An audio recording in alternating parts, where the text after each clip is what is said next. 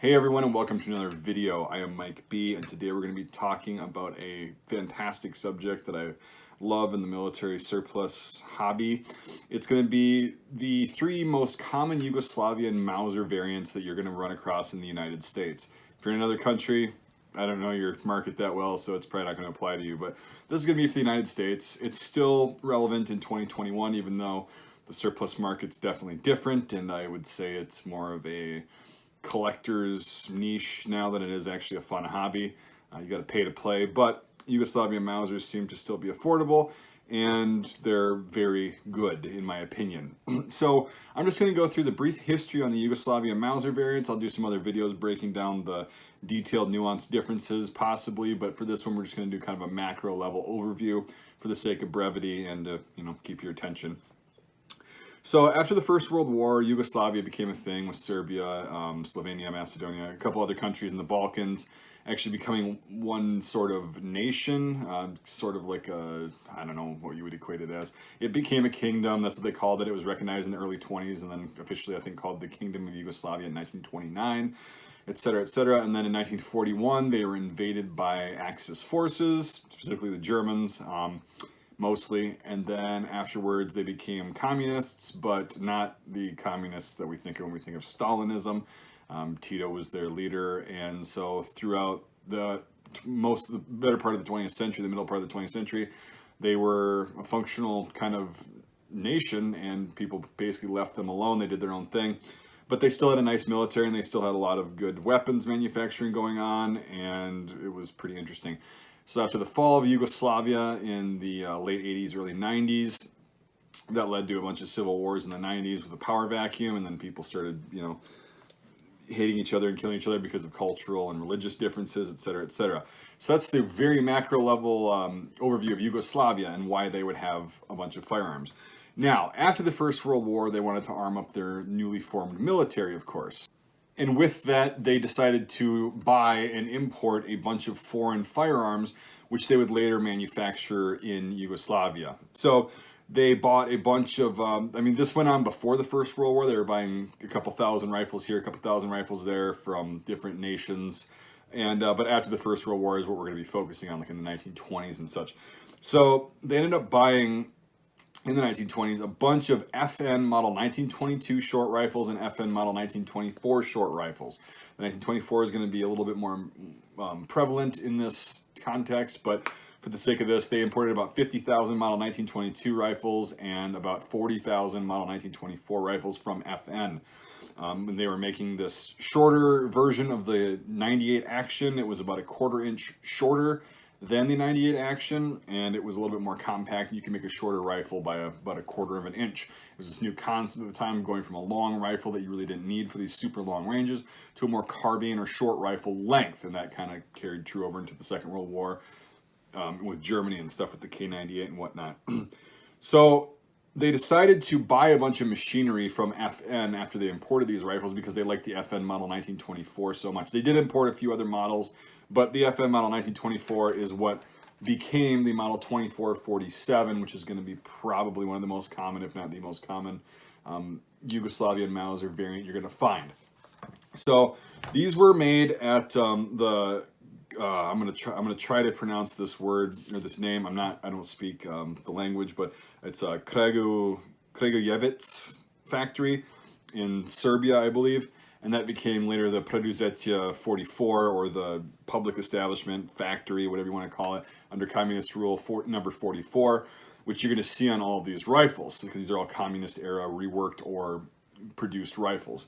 So the Model 24, which it was just called the Serbian Model 1924 because they made it with purchased machinery, is going to be your standard FN Model 1924 rifle. It's going to look like that, minus the sight hood, which we're going to talk about here just in a little bit. So these were the most common rifles. They were made in Yugoslavia at that time. Lots of them were produced. And then after the Second World War, they decided to start making their own version of another rifle we'll show you in a second. This is the late 40s is where it really, we start cooking with gas as far as Yugoslavian weapons manufacturing and design. But this was their standard rifle through the Second World War and all the way up until the 90s. And in 1948, when they came out with the next rifle I'm going to show you, they updated the Model 24s that they had made and some that were purchased, which are kind of fun to find in the wild. They updated most of those with simply just the notches on the side of the front sight to accept the hood because of what the German K98 capabilities showed them, that you actually could do a little bit more with the sight hood on there. That's really the only difference. They refurbished a bunch of them, put new stocks on them. This particular one's got a repair. They put the communist crest on the receiver, and then you can see on the side Preduzetia 44 and the Model 2447. They also imported, before we get to the next couple, this is actually worth noting because it would be the fourth most common I think you would find, tied with the regular FN or a Model 1924 unmessed with. But they imported about 40,000 VZ24 Mausers from Czechoslovakia, which are a full-length 98 action. And those were later upgraded into the Model 2452, that's how you can tell, and that says it on the side. This one says M2447, the M2452s will say that, and you'll be able to tell it's a little bit different looking receiver. So this is the Model 1924-47 or 2447 for short, and it's a solid rifle. You're going to find these a lot of places. I love these things, and I'm really glad to have one back in the collection after years of not having one. If you haven't watched my older videos, if you're a subscriber, go check out Shooting the Yugoslavian M2447 Pants on the Ground edition. That was a fun video to make. Back before I actually got, crowdfunding and was able to afford a decent camera. Anyway, I digress. So in 1948, the Yugoslavians decided to make their own version of, should do this one first actually, the German KAR-98K, which they captured and or just kind of grabbed at the end of World War II. And they reworked these. This is a K98, honest to God, it is a K98 that literally had the markings as much as possible scrubbed. And again, they stamped it with the communist crest, reworked it at Factory 44, and they left the Model 98 or Gewehr 98 thing on the left side of the receiver. That's the way to tell. And they left the bent bolt and everything. This is literally a German K98 with scrubbed markings. They didn't change them in any way, shape, or form besides that. Nothing functionally. That's just a K98. It's about as standard as you can get. So they fielded a bunch of these, and they used these up until, again, recently, and I think they're still using them. So they wanted their own little version of the K98, kind of a little bit to, the bent bolt, the sight hood, and all that stuff. And so, and also the sling mount in the, in the stock, like you saw with the K98. So they came out with the Yugoslavian Model M48 rifle in 1948 while they were reworking all of these 24 FN or Serbian Model 1924s and the K98s. This was their original design. So this is also an intermediate length action based on the FN Model 1924. However, I forgot exactly what it's called, what it's for, the something with the rim. The only difference really between interchangeability is that there is a groove for the extractor actually cut into the barrel of this M48, and that doesn't exist on the K98 or I don't know about the K98, but it doesn't exist on the Model 1924. So that was one minor functional difference that I think you can, I don't want to get into that. I don't know much about that. I just do know that that was a difference. Other than that, it's a bent bolt. It's not as bent as the German K98, or in the same way. It's got a beveled handle on it, whereas the German K98 did not. So it's bent. It doesn't have the relief cutout in the stock to grab the bolt.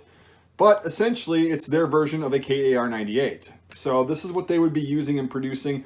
There are many sub-variants of this, like the model, or the M48A, which had stamped parts added to it, the M48B, and then BO, which is unmarked. I don't want to get into that because I don't have an example of all those, but you can go do a Google search and find that stuff online. But anyway, this is a great rifle. It's, this is probably the most common variant, one of those variants that you're going to find in the United States as far as a Yugoslavian Mauser rifle. And I love these things. Some people don't like them, which is fine. I've never had a problem with this one. In fact, I think there's still a video on my YouTube channel a few years ago, probably 5 years ago now, where I actually made more than one 800-yard shot with iron sights and surplus 196 grain M75 sniper ammo, also Yugoslavian surplus made by PPU back in the day. And these are great, fantastic rifles. They're getting a little bit expensive, but I really do like them. So this is, and I forgot to show you the markings. Yeah, it's going to have the communist crest right there, and then M48, and then the M48As are marked accordingly. And then it's got the, again, factory 44 on the left side of the receiver.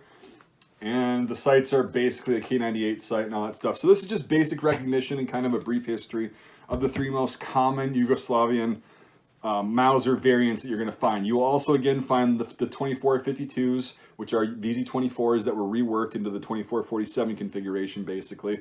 And then the model 1924s that were not reworked, which is basically this rifle minus the ability to put a shroud on there because the relief cuts won't be in the front sight base. All right, that's about all I've got. If I missed something, which I might have because I'm just kind of doing this off the cuff from memory, let me know. But that should be covering the basic non-detailed level of identification. If you're at a gun store and it says Yugo Mauser, well, you can identify, is it a K98 rework, is it an M48, or is it an M2447, or hopefully with my vague descriptions of 2452 or an M24 unmodified. So that's all I've got on this video. I hope this was helpful. Let me know if it was in the comments. And if you got any questions, I'll try to answer them. I'm not an expert. I'm just some guy that's been collecting these things for about 15 years now. And really, or actually about 20 years, geez. And really obsessed with military history. And I love Yugoslavian Mausers. I love Yugoslavian firearms in general. Love the surplus, obviously. And yeah, so it's really cool for me to finally be able to make this video again. Got one of these after years of not having one. Again, I love it. So anyway, thank you for watching. I'd also like to thank the sponsor of this video, who are all my patrons and channel members. So if you want to support this channel financially, if you want to see more cool content like this, allow me to get cool things to show you visual examples of, to help you out, or maybe just to entertain you, you can do that, become a Patreon supporter or a channel member by clicking the link in the description or the join button below. $5 a month or more on either platform of support gets you into my Discord server, which is really fun. And there's a lot of people on there, which is pretty cool. A lot of cool things are exchanged there as far as information. I've learned a lot, to tell you the truth. And it's just a fun time. If you can't support the channel financially, but you still want to help me out, you can just do the typical YouTube stuff, the trifecta. Like this video, subscribe, and share this video out. That actually really makes a difference too if you think this information was worth watching and you found it valuable, or even if you didn't. But anyway, those are ways you can support my work if you so choose, which would be great because I can keep making more cool content, ballistic tests, shooting videos. I'd like to stay self and crowdfunded. That's why I keep saying this in every video. I know it's annoying, but it's not as annoying as me taking a corporate sponsorship and constantly talking about a product that I may not totally like, but I have to endorse because they pay me. Just think about it that way. Anyway, thank you so much for watching, everybody, and we'll see you on the next video.